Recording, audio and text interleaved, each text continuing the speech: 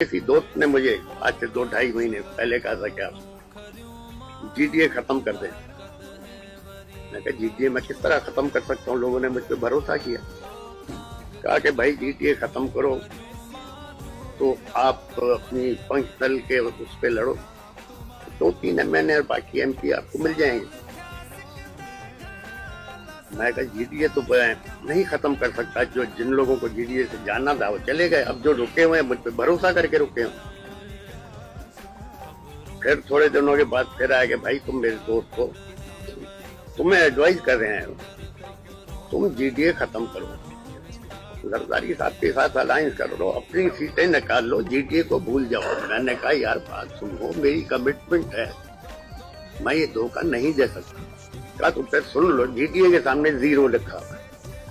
मैंने कहा अच्छा बाकी पार्टियों के सामने, तो कहा कि एमक्यूएम के सामने 15+ लिखा हुआ। मैंने कहा 15+ क्या मतलब? कहा कि भाई एमक्यूएम का पीओएस पार्टी से तो झगड़ा है नहीं, एमक्यूएम का है पीटीआई से झगड़ा, तो इसलिए एमक्यूएम को 15+ लिखा हुआ है।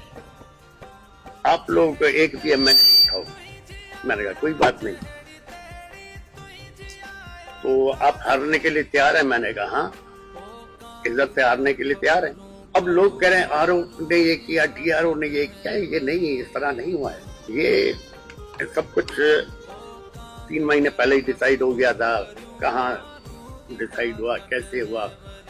और ये एंटी स्टेट इलेक्शन हुआ है। जिन लोगों ने भी ये करवाया उनको ये सोचना चाहिए कि ये इलेक्शन एक गंद करवा दिया है,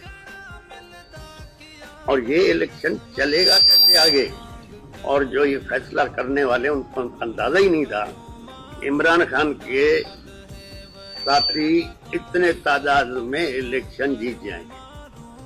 अब वो जीत तो गए, अब किस तरह बिकते हैं किस तरह नहीं बिकते वो अलग बात है। हम एंटी स्टेट लोग नहीं हैं।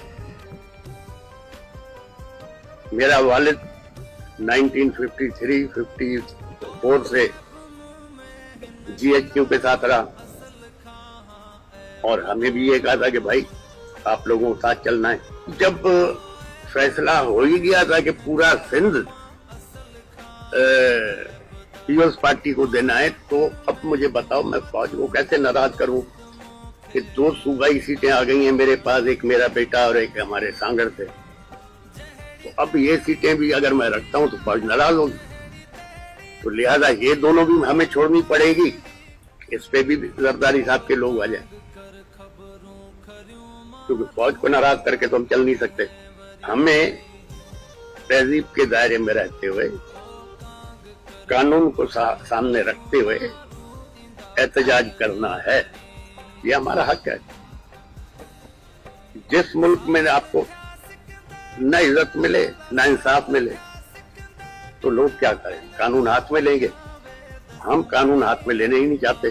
बाजवा साहब जाते जाते जो पंडोरा बॉक्स खोलने की कोशिश की थी या खोल के गए थे, बाजवा साहब ने फरमाया था कि बांग्लादेश सियासतदानों ने बनाया।